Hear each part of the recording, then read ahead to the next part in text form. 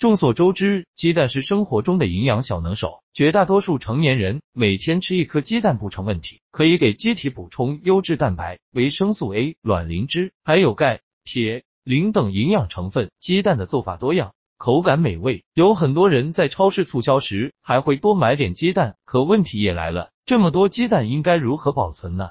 据调查发现，部分网友认为买回来的鸡蛋都清洗一遍再放冰箱，否则容易引起中毒。这种做法是对还是错？正确做法是第一步先要看大家购买的是哪种鸡蛋。如果是商业化的鸡蛋，在本身有包装情况下，说明在出厂之前已经进行了清洗鸡蛋和杀菌等步骤。因鸡蛋壳上有我们肉眼看不到的微小气孔，避免微生物污染，避免细节趁机进入到鸡蛋内部。最为关键的一点是会在鸡蛋壳表面涂抹轻质矿物油，大家不用担心，这是可食用级别，对身体健康无危害。即使是不小心吃到鸡蛋壳也没有关系，在放入冰箱之前用保鲜袋装好，食品安全指数会更高。如果是散装鸡蛋，鸡蛋壳上清晰可见很多鸡屎或者泥土，有些人认为清洗干净后更安全，其实针对这样的鸡蛋，安全起见也不建议大家清洗，因鸡蛋自身带有保护膜，过度清洗反而会破坏这层保护，让细菌有可乘之机，从而损害鸡蛋内部，造成变质。最好的方式，建议大家可以选择轻轻擦拭脏的地方，不接触干净部位，然后用保鲜袋装好，放到冰箱。另外，